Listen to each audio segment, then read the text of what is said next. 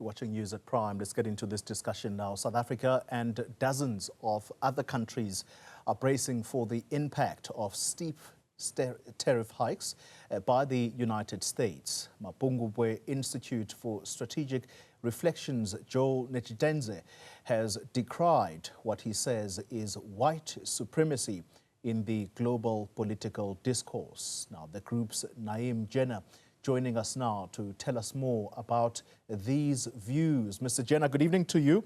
Thank you for your time. Joel Netshitenzhe, someone respected particularly for his sharp mind when it comes to policy issues, whether it be here at home or indeed abroad. Talk to us about what you understand of the statement that says there is white supremacy in the global political discourse. What do you think he's referring to?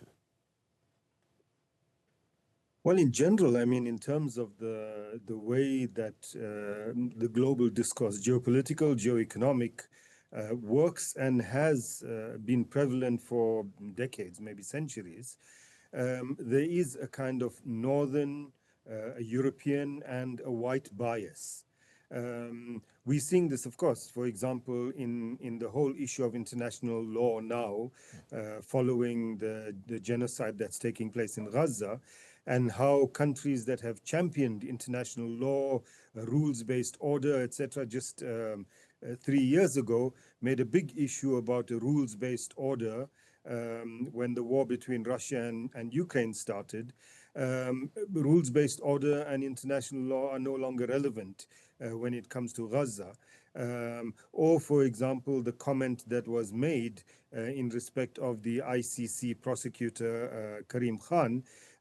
He was told by a congressperson from the US that the ICC was set up in order to deal with Africans and other thugs like Putin, not to deal, basically, not to deal with decent white people. Not his words, my words. And so the global discourse and the way that the world has worked politically and economically has followed that. We're seeing now a kind of escalation of that white supremacist agenda. For the past few years, certainly, in Europe and in other parts of the world as well. I mean, in Europe, the rise of the right wing. But with Trump coming into office the first time, and especially even more so now, there's a definite kind of white supremacist agenda. And Trump has positioned himself and his administration as basically the protectors of white privilege, not only in the US, but globally. And this is what we have to deal with, essentially. Mr. Netshitenzhe continues saying that, and I want to quote him directly, if I were to put it in the extreme, you find a discourse that borders on the promotion of white supremacy. If we were to put that in the South African context, and you mentioned the United States, there's a group of people who identify as Afrikaners that were taken from South Africa to the United States under the banner of them being refugees. And President Trump did his best to explain why this group was given preferential treatment. If we were to look at that example and simplify it, the very topic we're talking about of white supremacy in global politics, what do you mean, what do you think is intended by the United States administration around that particular decision? Well, two things. One is at a kind of local South African level, buying into this whole notion of white genocide and therefore wanting to protect white rights. It's not a question for the Trump administration about whether white rights versus other rights, that's not an issue. So, for example, if you talk about crime, or for that matter, farm murders, it's not for consideration that there are farmers who are black who have been killed, for example, or that farm murders is an issue of crime rather than targeting of white people. That's not the issue. The fact is for them that white people have been killed, and that's sufficient. So the one thing is at a local level, there's this kind of local South African level, there's this privileging of white interests and white rights as if other interests and other rights don't really matter. But there's also a global dimension here. And as I said earlier, Trump has set himself up as a kind of protector of white privilege globally. And so you see, for example, when his deputy J.D. Vance spoke at the Munich Security Forum in Germany, attacked the German government and expressed support and favor for the AfD, the right-wing, the white supremacist right-wing party in Germany. But now, if you look at it from that context, then you know what the kind of discourse is essentially that we want to protect Europe from these immigrants who are not white, so that it's not overrun by immigrants from Africa and Asia and the rest of the world. We want to protect white power. Whites have been in power, and you know that power is being undermined or threatened. Now, if you talk about where white power has been not only threatened but removed in favor of a democratic dispensation, the best example in the recent past would be South Africa. So to have that kind of a discourse and then focus it in on South Africa and say, this is where whites have lost power as a group, and therefore this is where we should focus our attention symbolically is very important from that kind of white supremacist agenda. The dangers of allowing this to take hold, and is there anything that the world can do about it? Unfortunately, in many ways, it has already taken hold. As I said, in Europe, the rise of the right wing predates Trump's first term in office.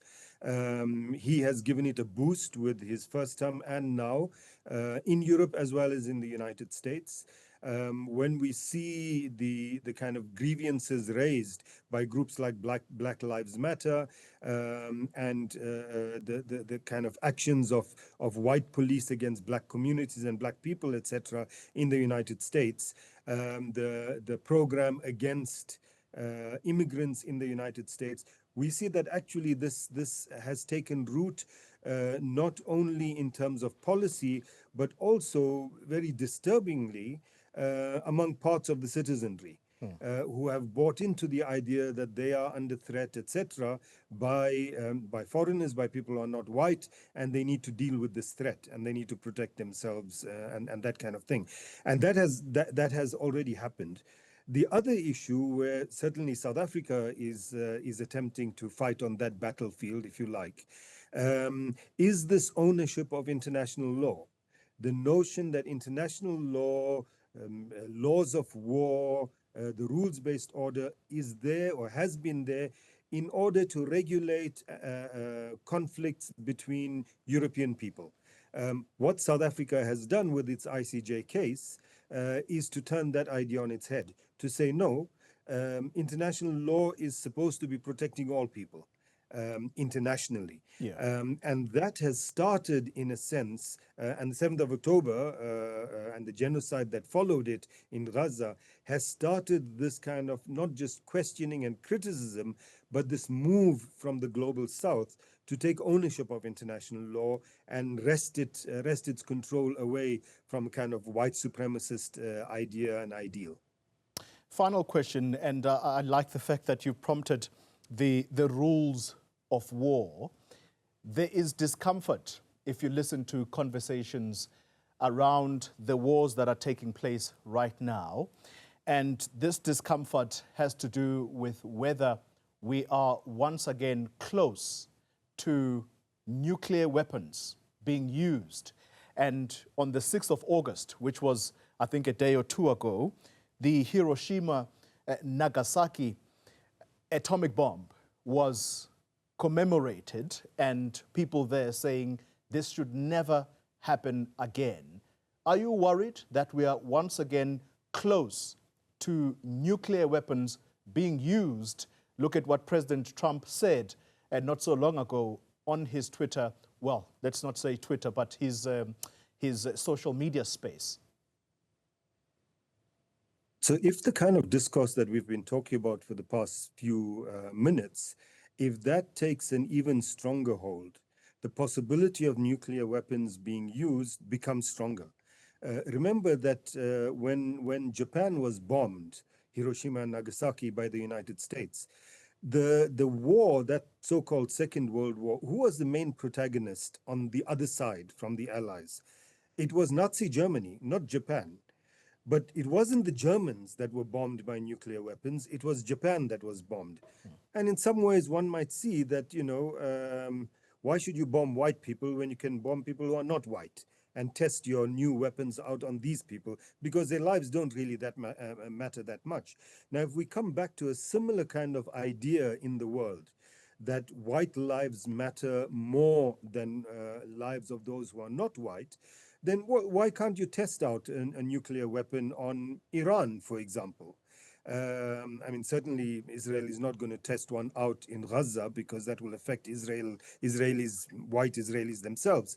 But why not Iran? Why not Iraq or Syria or some African country that is problematic and not playing the game? So I think that that idea of white supremacy is very much linked to your question about whether the possibility of the use of nuclear weapons is there in the world today. Na'eem Jeenah, thank you very much for your time and insights, giving us his thoughts on this term that has been resuscitated by Joel Netshitenzhe, who says there is white supremacy that is on the rise in geopolitics.